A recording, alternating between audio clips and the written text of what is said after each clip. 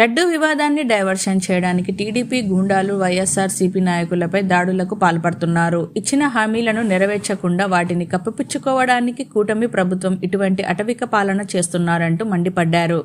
తక్షణమే ఈ దాడులపై చర్యలు తీసుకోవాలని కల్లూరు అర్బన్ పరిధిలోని 4వ పట్టణ పోలీస్ స్టేషన్ నందు కల్తీ నెయ్యి అంశంపై సిట్ ఛార్జ్ షీట్కు విరుద్ధంగా మాజీ ముఖ్యమంత్రి వర్యులు వైఎస్ జగన్మోహన్ రెడ్డి, వైవి సుబ్బారెడ్డి మరియు భూమన కరుణాకర్ రెడ్డి ఫోటోలతో తప్పుడు అపవాదులు కలిగిన పోస్టర్లు ఏర్పాటు చేసి ప్రజల్లో శాంతి భద్రతలకు భంగం కలిగే విధంగా ప్రచారం చేస్తున్న తెలుగుదేశం పార్టీ నాయకులు మరియు కార్యకర్తలను గుర్తించి వారిపై చట్టపరమైన చర్యలు తీసుకోవాలని వైఎస్ఆర్సీపీ నంద్యాల జిల్లా అధ్యక్షులు పాణ్యం మాజీ ఎమ్మెల్యే కాటసాని రాంభూపాల్ రెడ్డి 4వ పట్టణ పోలీసులకు ఫిర్యాదు చేశారు. అనంతరం నంద్యాల జిల్లా వైసీపీ అధ్యక్షుడు కాటసాని రాంభూపాల్ రెడ్డి మాట్లాడారు.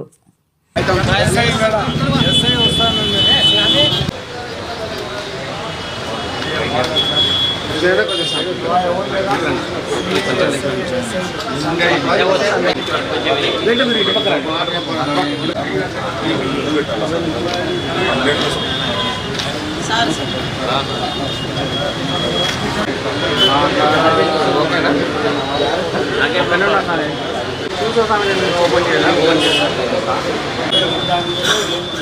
అంటే అది మామూలుగా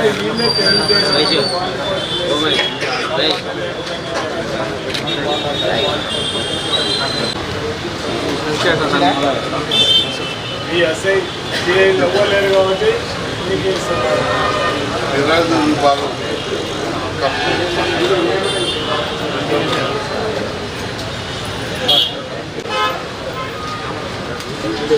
స్వామి బాగా ఓకే స్వామి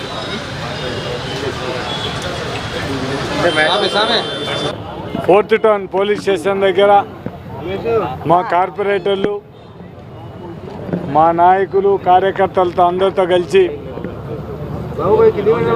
నిన్న 2 రోజుల నుంచి రాష్ట్రంలో జరిగే దాడులను గురించి, తిరుమల తిరుపతి దేవస్థానం లడ్డు మీద చంద్రబాబు నాయుడు గారు సెప్టెంబర్లో ఈ లడ్డు ప్రసాదంలో జగన్మోహన్ రెడ్డి హయాంలో జంతువుల కొవ్వు కలిసిందని ఆరోపణ చేయడం, అది ఒక పెద్ద ఇష్యూ కావడం, తర్వాత సుప్రీంకోర్టు ఆదేశ ప్రకారం సిబిఐ ఎంక్వైరీ చేసిన తర్వాత సిబిఐ ఎంక్వైరీలో లడ్డులో ఎటువంటి అనిమల్ ఫ్యాట్ కల్చలేదని చెప్పి వాళ్ళు రిపోర్ట్ ఇస్తే దాన్ని తట్టుకోలేక మేము చేసేటివన్నీ కూడా ఇంత బ్యాడ్ ప్రాపగండా చేస్తున్నాము, మాకు అది పెద్ద మైనస్ అయిపోయిందనే ఉద్దేశంతోనే మళ్ళా ఈ కొవ్వు కాదు ఏదో కెమికల్ అని మాట్లాడడం జరిగింది.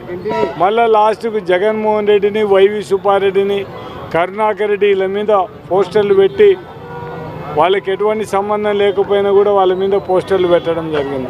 ఆ పోస్టర్లు ఎందుకు పెట్టినారు అని అడిగిన దానికి మేము పోస్టర్లు అవి పెడితే తీసేస్తామని దానికి అంబటి రాంబాబు మీద మొత్తం దాడి చేయడం జరిగింది. అంతకుముందు ఒక లేడీ ఏం మాట్లాడింది అనేది ఆ మాటలు చూడాలి. దానికి ఆమెను వాళ్ళు ఏదో మాట్లాడిన దానికి మాట్లాడితే చంద్రబాబు నాయుడు మాట్లాడేదని వక్రీకరించి మొత్తం మాట్లాడిన పరిస్థితి. అంటే ఒక విధంగా ఆ విధంగా రాంబాబు మాట్లాడడం కూడా తప్పే, దాన్ని మనం ఎవరం కూడా రాజకీయ నాయకులుగా సమర్థించలేం. కానీ ఆయనకు అంటే అంతకుముందు తిట్టిన తర్వాత ఫ్లో కాలు వచ్చిండొచ్చు కానీ దాన్ని మనం కరెక్ట్ అనేది కాదు. కానీ ఒక నాయకులు ఇంటి మీదకి పోయి దౌర్జన్యం చేసి ఫర్నిచర్ అంతా చేయడం అనేది ఈ ప్రజాస్వామ్యంలో ఎంతవరకు కరెక్టు? ఇది మాత్రం ఇటువంటి చర్యలు మాత్రం ప్రజలు ఎవరు కూడా హర్షించరు. ఖచ్చితంగా పోలీసు వాళ్ళు లా అండ్ ఆర్డర్ మెయింటైన్ చేయాల్సిన అవసరం ఉంది. కానీ పోలీసులు ప్రేక్షక పాత్ర వహిస్తూ తెలుగుదేశం నాయకులు కర్రలు మొత్తం తీసుకొని ఉంటే మాత్రం వీళ్ళే పోలీసులే ప్రోత్సహించే విధంగా ఆ కర్రలు తీసుకొని కనీసం వాళ్ళను కట్టుదిట్టం చేయలేని పరిస్థితిలో పోలీసు వాళ్ళు ఉన్నారంటే ఒకసారి పోలీసు వ్యవస్థ ఆలోచించమని మేము కోరుతున్నాం. అంటే మీరు ఏది మాట్లాడితే అది కరెక్టు, దానికి ఒత్తాసు పలకాలంటే ఎవరు పలికే పరిస్థితి కానే కాదు. మీరు ఫస్ట్ కొవ్వు అన్నారు, మీరు ఆ రోజు మీరు ఏ ఉద్దేశంతో చెప్పినారు? మీకేమన్నా రిపోర్ట్ వచ్చిందా? ఏం లేదు. జోగి రమేష్ ఇళ్ళ మీద దాడి చేయడం, తగలబెట్టడాన్ని ఎట్లా చూస్తారు? అది చాలా అన్యాయం.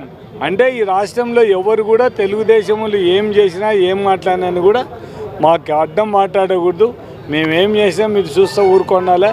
ఎవరైనా మాట్లాడితే మీకు కూడా ఇదే పరిస్థితి వస్తుందనే ఉద్దేశంతో సంకేతం ఇవ్వడానికి ఆ పని చేయడం జరిగింది. అంటే వీళ్ళు ఇట్లా ఎన్ని చేసినా బెదిరే ప్రసక్తే లేదు.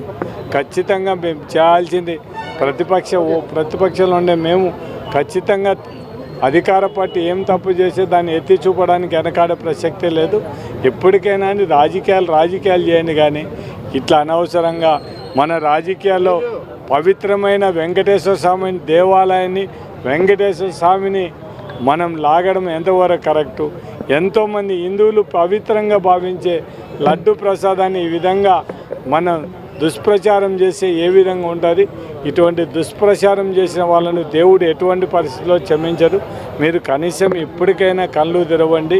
మీరు తెలిసి నిజాలు మీరు అనవసరంగా ఒకరి మీద ప్రాపగండా ఇవన్నీ కాకుండా ప్రజలకు మంచి పరిపాలన మీరు ఏదైతే మేము సూపర్ సిక్లు ఇస్తాము, జగన్మోహన్ రెడ్డి పథకాలతో కలిపి జగన్మోహన్ రెడ్డి ఇచ్చే పథకాలతో పాటు సూపర్ సిక్స్ ఇస్తామని చెప్పి అవన్నీ పథకాలు ఇవ్వండి, ప్రజలకు బాగుంటుంది. అంతే తప్ప అది చేతగాక ఈ విధంగా డైవర్ట్ పాలిటిక్స్ చేస్తే మాత్రం చాలా పరిస్థితి బాగుండదు. మీరు కూడా ఆలోచించుకోండి. ఎవరికి అధికారం శాశ్వతం కాదు. అధికారం వచ్చిన తర్వాత మీరు కూడా ఇవన్నీ కూడా ప్రతి ఒక్కరికి మతికి ఉంటాయి. అంతవరకు పోకుండా రాజకీయాలే చేస్తామని వాళ్ళకి విజ్ఞప్తి. స్పోర్ట్స్ గ్రౌండ్కి ఎందుకు వచ్చారు? మేము వాళ్ళ మీద కంప్లైంట్ ఇవ్వడానికి వచ్చాం. ఇది పరిస్థితి. నేను అనవసరంగా ప్రాపగండా చేసి హిందూ వాళ్ళ మనోభావాలు దెబ్బతిన్నాయి. దాన్ని వాళ్ళు ఇష్టం వచ్చినట్టు వాళ్ళే ముందు వాల్ పోస్టర్లు పెట్టి మనుషులు రెచ్చగొట్టే విధంగా ఉంటుంది. కాబట్టి దీంట్లో ఇట్లా వాల్ పోస్టర్లు పెట్టి ఇవి చేస్తే ప్రజలు రెచ్చిపోయి ఇద్దరు మధ్య గ్రూపుల మధ్య గలాట జరుగుతాయి. కాబట్టి అటువంటిది లేకుండా ఇటువంటి వాల్ పోస్టులు పెట్టకుండా ఎవరైనా పెట్టిన వాళ్ళ మీద యాక్షన్ తీసుకోమని మనం చేయడం.